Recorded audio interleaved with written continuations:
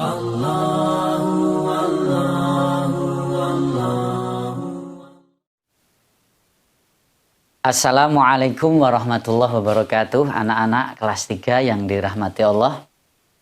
Alhamdulillah kali ini kembali berjumpa dengan saya dalam materi pendidikan agama Islam kelas 3. Dan bab kita yang pertama ini adalah tentang meneladani akhlak perilaku Nabi kita Shallallahu Alaihi Wasallam. Memang Nabi Shallallahu Alaihi Wasallam adalah uswatun hasanah, teladan terbaik yang Allah berikan kepada kita umatnya.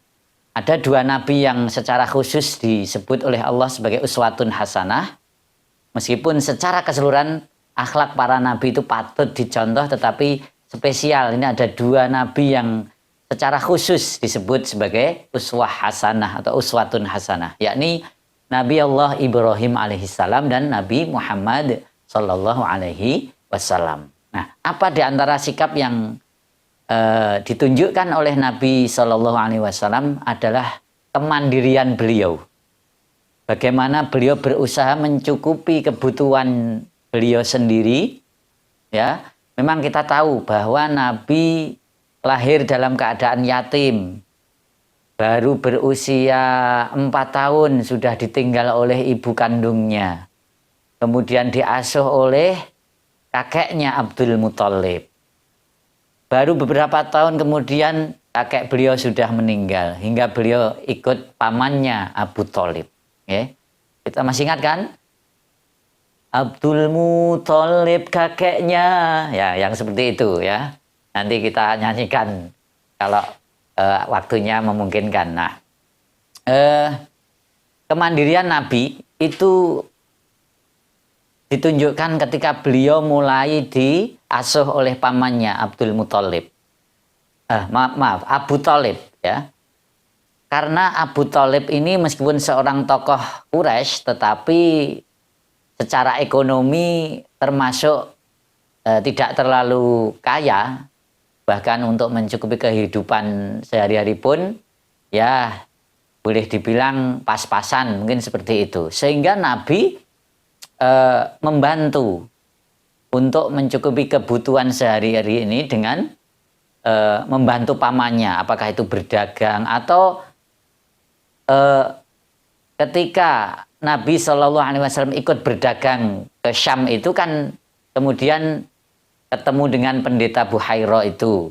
Kemudian karena diberitahu oleh pendeta bahwa ini anak ini mendapat atau ada ciri-ciri kenabian pada diri beliau, maka Abu Thalib diperintahkan agar tidak mengajak kemana-mana. Maka sejak saat itu Nabi tidak boleh ikut berdagang. Maka Nabi tetap ingin menunjukkan sikap kemandiriannya karena tahu pamannya bukan orang yang kaya, maka beliau tetap bekerja dengan mengembalakan kambing ataupun ternak orang-orang Mekah. Nah, ini suatu sikap yang mestinya juga kita miliki anak-anak. Kita mungkin di rumah itu minimal dalam hal kebutuhan kita sehari-hari makan, itu tidak harus menunggu disuapi. Merapikan kamar tidurnya, belajar pun harus mandiri, jangan nunggu diperintah. Terlebih hari ini mungkin orang tua kita anak-anak, yakin orang tua kita dalam keadaan kejenuhan yang begitu tinggi ya. Berkumpul dengan keluarga itu suatu anugerah yang luar biasa, tetapi kadang ujiannya juga besar. Maka jangan sampai kita saat-saat berkumpul ini justru mendatangkan rasa yang tidak mengenakkan bagi ayah ibu kita. Jadi mari kemandirian itu yang akan membuat orang tua kita bangga. Nah, itu Nabi Muhammad seperti itu. Meskipun tidak boleh ikut berdagang, tapi beliau tetap menginginkan membantu pamannya, yakni dengan menggembalakan kambing milik orang-orang Mekah. Nah, yang kedua anak-anak, ketika usianya sudah menginjak 20-an ya, 20 ke 25 itu ya. Ketika paman-paman beliau sudah memikirkan bahwa ini waktunya Nabi Muhammad, ini kita tetap sebut Nabi sebagai takzim kita kepada beliau, meskipun pengangkatan Nabi baru usia 40, bahwa sudah waktunya beliau ini mengumpulkan modal untuk menikah, untuk membina kehidupan berumah tangga. Maka paman-pamannya itu menyarankan kepada beliau untuk berdagang kepada orang lain yang itu bisa mendatangkan upah baginya. Karena ketika berdagang untuk paman-pamannya, beliau jelas tidak meminta upah karena itu sebagai cara beliau membantu paman-pamannya.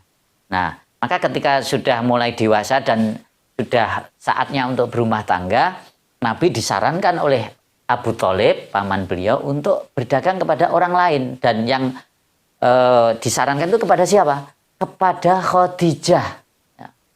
Nah, ini Khadijah saat itu memang sudah terkenal sebagai pedagang pebisnis besar, ya. Saat ini sudah pedagang internasional barangkali, eksportir importir mungkin seperti itu, ya. Dan Sayyidah Khadijah ini terkenal jika memberi upah itu lebih tinggi dari pedagang-pedagang lainnya, ya. Jadi kalau saat ini boleh jadi untuk menyamai kebesaran ekonomi atau bisnis Khadijah itu bisa dikatakan orang harus mendirikan konsorsium, beratus-ratus pengusaha harus berkumpul jadi satu baru menyamai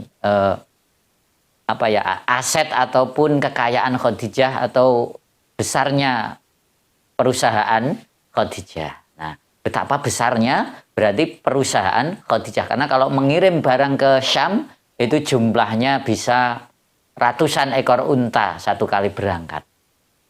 Maka saran Abu Thalib ini pun didengar oleh salah satu pembantu Khadijah yang itu langsung disampaikan kepada beliau, dan Khadijah pun langsung menerima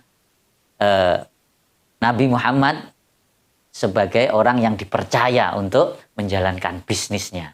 Dan betul, tidak saja Nabi Muhammad SAW menjalankan bisnisnya dengan jujur, dengan baik, bahkan usaha Khadijah pun semakin maju. Maka ini di antara kemandirian anak-anak yang harus dibentuk itu bagaimana ya nanti, walaupun mungkin masih SMP, masih SMA, ya, tapi sudah mulai memikirkan untuk kemandirian, untuk kehidupan kita nanti. Jangan sampai kita terus-terusan mengharapkan atau menadahkan tangan pada orang tua, bahwa orang tua pengen membantu kita, iya, tapi kita harus punya jiwa kemandirian, begitu. Terlebih kalau kita memiliki modal, tidak saja itu untuk menguatkan kita secara pribadi, bisa juga kita gunakan untuk membantu agama kita. Dakwah itu tidak hanya butuh ceramah atau omong-omong saja, tapi juga butuh finansial atau pendanaan, ya. Nah, jadi itu dua sifat kemandirian yang ditunjukkan oleh Nabi kita Shallallahu Alaihi Wasallam. Pertama, beliau meskipun usianya masih belia, tetapi sudah memiliki jiwa entrepreneur, jiwa pengusaha, ya. Yaitu dengan berdagang, dengan bekerja sebagai pengembala kambing. Memang tentang mengembalakan kambing ini ada juga riwayat menyebutkan setiap nabi itu dididik oleh Allah dengan menggembalakan kambing, karena di situ ada pelajaran-pelajaran yang sangat berharga sebagai calon seorang pemimpin gitu. Dan juga ketika sudah beranjak dewasa, kemudian beliau ditunjukkan dengan beliau mulai menjalankan usaha Khadijah yang akhirnya pada usia 25 tahun karena kejujuran beliau, karena akhlak beliau yang begitu tinggi, Khadijah tertarik untuk menjadikan beliau sebagai suami atau menikah dengan beliau. Demikian, mudah-mudahan kita sebagai umat beliau terdorong untuk menumbuhkan sikap kemandirian pada diri kita. Nasrun minallah wa fathun qarib. Assalamualaikum warahmatullahi wabarakatuh.